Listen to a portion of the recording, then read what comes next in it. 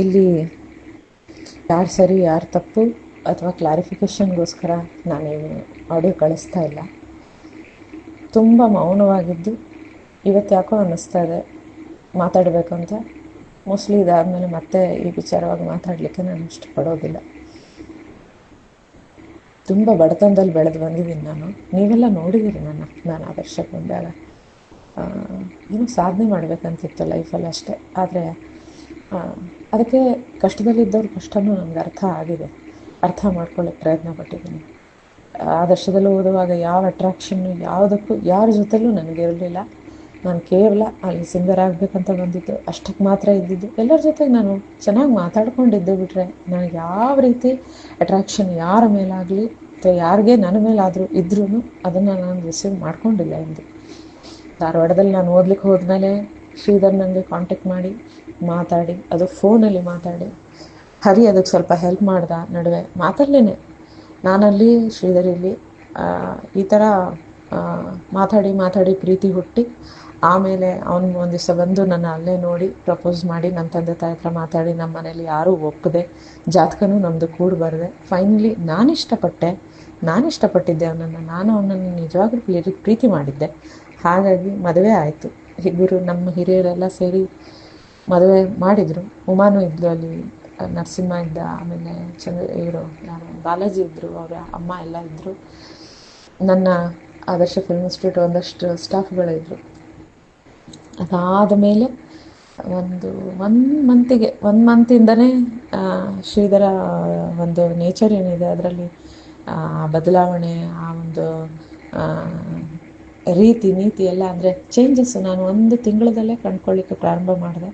ಗೊತ್ತಾಗ್ತಾ ಇತ್ತು ಅದು, ಅವನು ಈ ಥರ ಇಲ್ಲ, ಇನ್ನೇನೋ ಒಂಥರ ಬೇರೆ ಥರ ಇದ್ದಾನೆ. ಅಂದರೆ ಪ್ರತಿಯೊಂದಕ್ಕೂ ಇದೇ ಥರ ಇರಬೇಕು ರಿಸ್ಟ್ರಿಕ್ಷನ್ಸ್ಗಳು ತುಂಬ ಇದ್ವು. ತುಂಬ ಅಂದರೆ ಅದು ಕಾಮನ್ ಅಲ್ಲ. ಇದು ಕಾಮನ್ ಆಗಿ ನಾನು ದೊಡ್ಡ ಕುಟುಂಬದಲ್ಲಿ ಹುಟ್ಟು ಬೆಳೆದವಳು. ಮಾವ, ಚಿಕ್ಕಮ್ಮ ಎಲ್ಲರೂ ಒಟ್ಟಿಗೆ ಇರೋರು. ನಂಗೆ ಗೊತ್ತಿದೆ ಒಂದು ಸಣ್ಣ ಪುಟ್ಟ ವಿಚಾರ ಹೆಂಗೆ ಬರುತ್ತೆ ಅಂತ.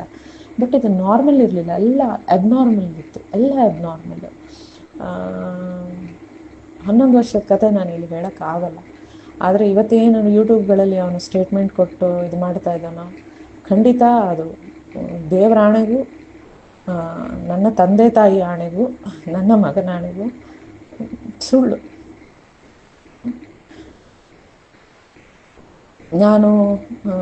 ಅವನು ನಿಜವಾಗ್ಲೂ ನನ್ನ ಪ್ರೀತಿ ಮಾಡ್ದ ಅಂದ್ಕೊಂಡೆ.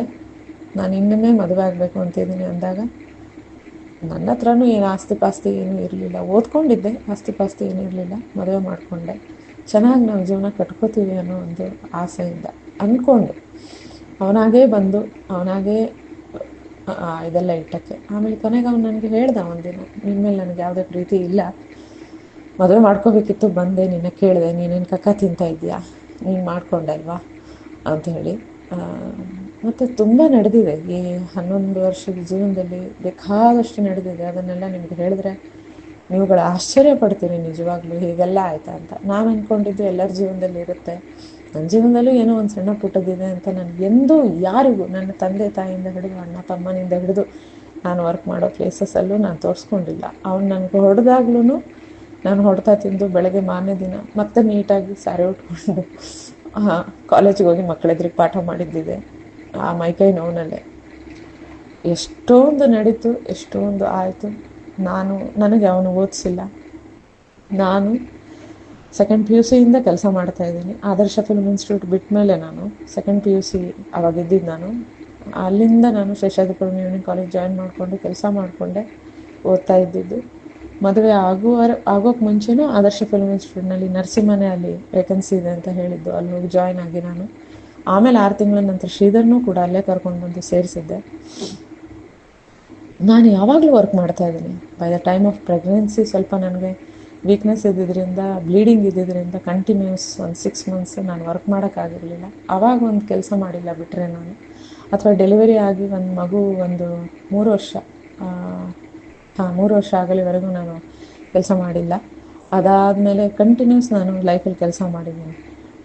ಇವತ್ತಿನವರೆಗೂ ಮಾಡ್ಕೋತಾನೆ ಬರ್ತಾಯಿದ್ದೀನಿ. ಸೊ ನನಗೆ ಯಾರೂ ಓದಿಸಿಲ್ಲ, ನಾನು ಓದಬೇಕು ಅನ್ನೋ ಹಂಬಲ ಇತ್ತು. ಇನ್ಫ್ಯಾಕ್ಟ್ ಶ್ರೀಧರಂಗೆ ನಾನು ಡಿಗ್ರಿನೂ ಕಟ್ಟಿಸಿದೆ. ನಾನು ಓದುವಾಗ ಅವನು 1 ವರ್ಷ ಬರೆದ, 2ನೇ ವರ್ಷ ನಂಗೆ ಬರೆಯೋಕ್ಕೆ ಇಷ್ಟ ಇಲ್ಲ, ನಂಗೆ ಓದೋಕ್ಕಾಗಲ್ಲ ಅಂತ ಬಿಟ್ಟ. ಈಗ ಸ್ಟೇಟ್ಮೆಂಟಲ್ಲಿ ನಾನು ಅವಳಿಗೆ ಓದಿಸ್ದೆ, ಅವಳಿಗೆ ಕೆಲಸ ಸಿಕ್ತು. ಇಲ್ಲ, ಕೆಲಸ ನನಗೆ ಮುಂಚಿಂದನೂ ಒಂದಲ್ಲ ಒಂದು ಕೆಲಸ, ಸಣ್ಣ ಪುಟ್ಟ ಕ್ಲಾಸು ಅದು ಇದು ನಾನು ಮಾಡ್ತಾನೇ ಇದ್ದೆ. ಕೆಲಸ ನಾನು ಮಾಡ್ಕೊತಾನೇ ಬಂದಿದ್ದೀನಿ. ಮದುವೆ ಆಗಿ ನಾನು ಓದ್ಕೊಂಡು ನನಗೆ ಕೆಲಸ ಸಿಕ್ಕಿದ್ದಲ್ಲ. ಎರಡನೇದು, ಯಾವನ್ನೋ ಕಟ್ಕೊಂಡು ಮಗುನ ಕರ್ಕೊಂಡು ಓಡೋದೆ ಅಂತ ಖಂಡಿತ ನನ್ನ ಜೀವನದಲ್ಲಿ ಯಾರೂ ಇಲ್ಲ. ಆ ಥರ ಯಾರೂ ಇಲ್ಲ. ನಾನು ನನ್ನ ಮಗ ಇಬ್ಬರೇ ಜೀವನ ಮಾಡ್ತಾಯಿದ್ದೀವಿ. ಯಾಕೆ ಇದನ್ನೆಲ್ಲ ಹೇಳ್ತಿದ್ದೀನಿ ಇವತ್ತು, ಯಾಕೆ ಹೇಳ್ತಾ ಇದ್ದಾಳೆ ಜ್ಯೋತಿ ಅಂದರೆ, ನಾನು ಅಂದ್ಕೊಂಡಿಲ್ಲ ಇಷ್ಟೊಂದು ಘೋರ ಯಾರ್ದಾರು ಜೀವನದಲ್ಲಿ ಒಂದು ಟ್ರ್ಯಾಜಿಡಿ ನಡೆಯಬಹುದು ಅಂತ. ಅಫ್ಕೋರ್ಸ್ ಇದು ನನ್ನ ಜೀವನದಲ್ಲಿ ನಡೆದಿದೆ ಇವತ್ತು. ನಾನು ಇದನ್ನು ಅನುಭವಿಸ್ತಾ ಇದ್ದೀನಿ ಪ್ರತಿ ಕ್ಷಣ. ನನಗೊಂದೇ ರಿಕ್ವೆಸ್ಟ್ ಎಲ್ಲರ ಹತ್ರ, ನೀವು ಯಾರು ನನ್ನ ಥರ ಹುಚ್ಚರಲ್ಲ ಅಥವಾ ಇಮ್ಯಾಚೋರ್ಡ್ ಅಲ್ಲ. ಎಲ್ಲರೂ ಚೆನ್ನಾಗಿ ಡಿಸಿಷನ್ ತೊಗೊಂಡಿರ್ತೀರ ಲೈಫಲ್ಲಿ, ಅಥವಾ ಮುಂದೆ ಮಕ್ಕಳ ಬಗ್ಗೆನೂ. ಈ ವಿಚಾರದ ಬಗ್ಗೆ ಜ್ಯೋತಿ ಯಾಕೆ ಮಾತಾಡ್ತಾ ಇಲ್ಲ ಅಂತ ಅನಿಸ್ಬೋದು. ಅದಕ್ಕೋಸ್ಕರ ಮಾತಾಡ್ತಾ ಇದ್ದೀನಿ. ನಾನು ಅವನ ಕ್ಯಾರೆಕ್ಟರ್ ಮೇಲೂ ಯಾವತ್ತೂ ಸಂಶಯ ಪಟ್ಟಿಲ್ಲ. ನಮ್ಮ ತಾಯಿ ಹೇಳೋರು ಒಂದೆರಡು ಸರ್ತಿ, ಯಾವ ಗಂಡಸು ಹೀಗೆ ಮನೇಲಿ ಕಿತ್ತಾಡಲ್ಲ, ಜಗಳಾಡಲ್ಲ. ಯಾಕಂದರೆ ಯಾವಾಗಾದರೂ ಅವ್ರು ಬಂದಾಗ ನೋಡೋರು ನಮ್ಮಿಬ್ಬರೂ. ಆ ಒಂದು ಗಂಡ ಹೆಂಡ್ತಿಯ ಒಂದು ಇದೇ ಇರಲಿಲ್ಲ ನಮ್ಮಲ್ಲಿ. ಸೊ ಅವಾಗ ಅವ್ರು ಹೇಳೋರು ನನಗೆ. ನಾನು ಅವಾಗ ಸುಮ್ಮನಿರಮ್ಮ, ನಮ್ಮಿಬ್ಬರ ನಡುವೆ ಹಚ್ಚಾಕ್ಬೇಡ ಅಂತಲೂ ಹೇಳಿದ್ದೆ. ನಾನು ಇವತ್ತಿನವರೆಗೂ ನಂಬಿದ್ದೆ ಅವನ ಕ್ಯಾರೆಕ್ಟರ್ ವಿಚಾರಕ್ಕೆ. ಬಟ್ ಇಲ್ಲ, ಅವನಿಗೆ ಬೇರೆ ಯಾವುದು ಬ್ಯಾಡ್ ಹ್ಯಾಬಿಟ್ಸ್ ಇಲ್ಲ. ಆದರೆ ಈ ಹ್ಯಾಬಿಟ್ ಅದು ಯಾವಾಗಿಂದ ತಂದ್ಕೊಂಡೋ ಗೊತ್ತಿಲ್ಲ ನನಗೆ. ನಮ್ಮ ನಡುವೆ ತುಂಬ ವರ್ಷಗಳಿಂದ ಯಾವುದೇ ಸಂಬಂಧ ಇರಲಿಲ್ಲ ಅಂತ ಇಲ್ಲಿ ನಾನು ಹೇಳಬೇಕಾಗುತ್ತೆ ಈ ವಿಚಾರ. ಅವನಿಗೆ HIV ಇಂಡ್ಯೂಸ್ಡ್ ಲಿಂಫೋಮಾ ಅಂತ ಬಂದಿದೆ, ಮತ್ತು ಕಪೋಸಿ ಸರ್ಕೋಮಾ ಅನ್ನೋ ಕ್ಯಾನ್ಸರ್ ಅಟ್ಯಾಕ್ ಆಗಿದೆ. HIV induced lymphoma it's because of multiple partners ಜೊತೆಲಿ ಸೆಕ್ಷುವಲ್ ರಿಲೇಷನ್ಶಿಪ್ ಇಟ್ಕೊಂಡಾಗ ಬರುವಂಥದ್ದು. ನಾನು ತುಂಬ ಡಾಕ್ಟರ್ಸ್ ಹತ್ರ ತೋರಿಸಿದೆ. ನನಗೆ ಈ ರಿಪೋರ್ಟು 1-2 ತಿಂಗಳ ಹಿಂದೆಯೇ ಸಿಕ್ಕಿದೆ. ಅಂದರೆ ಯಾವಾಗಿದು ಬಂತು ಆವಾಗಲೇ ಸಿಕ್ಕಿದೆ ನನಗೆ ರಿಪೋರ್ಟು. ಬಟ್ ನನಗೆ ಗೊತ್ತಿದ್ರು ಡಾಕ್ಟರ್ಸ್ ಎಲ್ಲ ತೋರಿಸಿ ಅದಕ್ಕೇನಾದ್ರು ಕ್ಯೂರೇಬಲ್ ಆಗೋ ಥರ ಏನಾದರೂ ಇದೆಯಾ ಅಂತೆಲ್ಲ ವಿಚಾರಿಸಿದೆ ಕೂಡ. ಬಟ್ ಇದನ್ನು ನಾನು ಯಾರಿಗೂ ಡಿಸ್ಪೋಸ್ ಮಾಡಿರಲಿಲ್ಲ, ಬೇಡ ಅಂತ, ಇದು ಇರಲಿ ಅಂತ. ಅವನ ನೇಚರು, ಅವನ ಸ್ವಭಾವ, ಅವನ ಒಂದು ಅಹಂಕಾರ ಅನ್ಬೋದು ಅವನಿಗೆ ತುಂಬ ಇತ್ತು. ನಾನು ಆರ್ಟಿಸ್ಟು, ನಾನು ತುಂಬ ಸ್ಮಾರ್ಟ್ ಅನ್ನೋದು. ಅದೆಲ್ಲದರಿಂದಲೂ ಅವನು ದೇವ್ರು ಕೊಟ್ಟ ಎಲ್ಲವನ್ನೂ ಇವತ್ತು ಕಳ್ಕೊಂಡ. ತಂದೆ, ತಾಯಿ, ಅಣ್ಣ, ತಮ್ಮ, ಅಕ್ಕ, ತಂಗಿ ಎಲ್ಲ ಇದ್ದರು ಅವನಿಗೆ. ಮತ್ತು ಹೆಂಡತಿ, ಮಗು ಎಲ್ಲನೂ ಇತ್ತು. ಒಳ್ಳೆ ಕೆಲಸನೂ ಇತ್ತು. ಒಳ್ಳೆ ಹೆಸರು ದೇವರು ಕೊಟ್ಟಿದ್ದ ಸ್ವಲ್ಪ ಅವನಿಗೆ. ಎಲ್ಲವೂ ಕೊಟ್ಟಾದಾಗಲೂ ಅವನು ಕಳ್ಕೊಳ್ಳಿಕ್ಕೆ ಅವನೇ ಕಾರಣ ಹೊರತು ನಾನಾಗಲಿ ನನ್ನ ಮಗ ಆಗಲಿ ಕಾರಣ ಅಲ್ಲ. ಇವತ್ತು ಅವನಿಗೆ ಬಂದಿರೋ ಕಾಯಿಲೆ, ಅವನು ಇವತ್ತು ಪಡ್ತಾ ಇರೋ ತೊಂದರೆಗೆ ಅವನೇ ಕಾರಣನೇ ಹೊರತು ಆ ಕಾಯಿಲೆ ನನ್ನಿಂದಾಗಲಿ ನನ್ನ ಮಗನಿಂದಾಗಲಿ ಅವನಿಗೆ ಬಂದಂಥದ್ದಲ್ಲ. ಯಾವುದೋ ಒಂದು ವಿಡಿಯೋದಲ್ಲಿ 5 ವರ್ಷದ ಮಗ ಅವನು ಮೋಸ ಮಾಡಿ ಹೋದ ಅಂತ ಹೇಳಿದಾನಂತೆ. 5 ವರ್ಷದ ಮಗು ಏನು ತಾನೇ ಮೋಸ ಮಾಡಲಿಕ್ಕೆ ಸಾಧ್ಯ?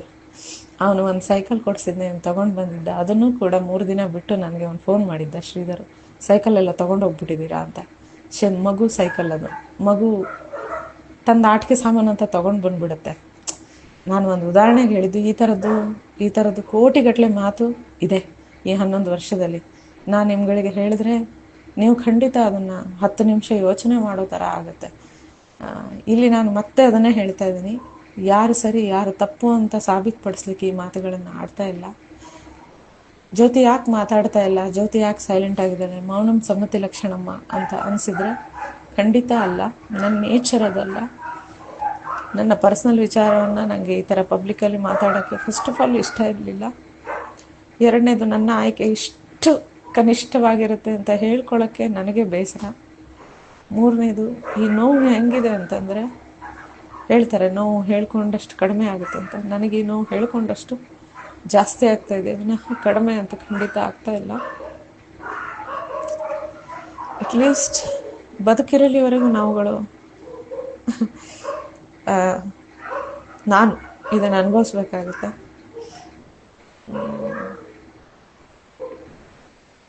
ಏನು ಹೇಳಿ, ಸರಿ ಇಷ್ಟು ಹೇಳಬೇಕಿತ್ತು, ಹೇಳಿದ್ದೀನಿ. ನಿಮ್ಮ ಹತ್ರ ಹೇಳಬೇಕು ಅನ್ನಿಸ್ತು ನಿಮಗೆಲ್ಲ, ಇವತ್ತು ಹೇಳ್ತಾ ಇದ್ದೀನಿ. ಆ ಮೆಡಿಕಲ್ ರಿಪೋರ್ಟ್ ಕೂಡ ಫಸ್ಟ್ ಟೈಮ್ ನಾನು ಗ್ರೂಪಿಗೆ ಹಾಕ್ತಾಯಿದ್ದೀನಿ. ಮತ್ತು ಅದೇ ಇದು 100 ಜನ 100 ಥರ ಅನ್ಕೋತಾರೆ. ಅನ್ಕೊಳ್ಳೋರಿಗೆಲ್ಲ ನಾನು ಏನು ಹೇಳೋಕ್ಕಾಗಲ್ಲ.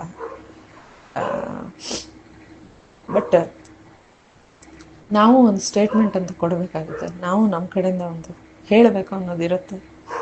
ಅದಕ್ಕೆ ಇವತ್ತು ಹೇಳ್ತಾ ಇದ್ದೀನಿ.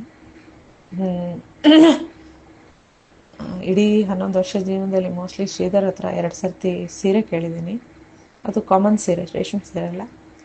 ಒಂದು 4 ಸರ್ತಿ ಹೂವಿನ ಮಾಲೆ ಕೇಳಿರ್ಬೋದು. ಅದನ್ನು ಬಿಟ್ಟು ನಾನು ಅವನಿಗೆಂದೂ ನನಗೆ ತಿನ್ನೋಕೆ ಒಂದು ಐಸ್ ಕ್ರೀಮ್ ಕೂಡ ತಂದುಕೊಡು ಅಂತ ಕೇಳಲಿಲ್ಲ. ನಾನು ಅವನಿಂದ ಆ ಥರದ್ದೇನೂ ಎಕ್ಸ್ಪೆಕ್ಟೇ ಮಾಡಿಲ್ಲ. ನಾವಿಬ್ಬರು ಫ್ರೆಂಡ್ಲಿ ಒಂದು ಒಳ್ಳೆ ಜೀವನ ಕಟ್ಕೋತೀವಿ ಅನ್ನೋದಷ್ಟೇ ಎಕ್ಸ್ಪೆಕ್ಟೇಷನ್ ಇಟ್ಕೊಂಡೆ. ಬಟ್ ಇವತ್ತು ನಾನು ತಿಂದಿರೋ ಪೆಟ್ಟೆ ಆಗಿದೆ ಅಂತಂದರೆ ಮೋಸ್ಟ್ಲಿ ನನ್ನ ಜಾಗದಲ್ಲಿ ಬೇರೆ ಯಾರಾದರೂ ಇದ್ದರೆ ಬೇರೆ ಏನಾದರೂ ಮಾಡ್ಕೊಂಡ್ಬಿಡ್ಬೋದಾಗಿತ್ತೇನೋ ಗೊತ್ತಿಲ್ಲ. ನಾನು ಎಷ್ಟು ಸ್ಟ್ರಾಂಗ್ ಇದ್ದೀನಿ ಅಂತ ಮುಂದೆ ನೋಡಬೇಕು. ಯಾಕಂದರೆ ಈಗಲೇ ನಾನು ಡಿಸೈಡ್ ಮಾಡಿ ಹೇಳೋಕ್ಕೂ ಆಗಲ್ಲ ಯಾರಿಗೂ. ಓಕೆ.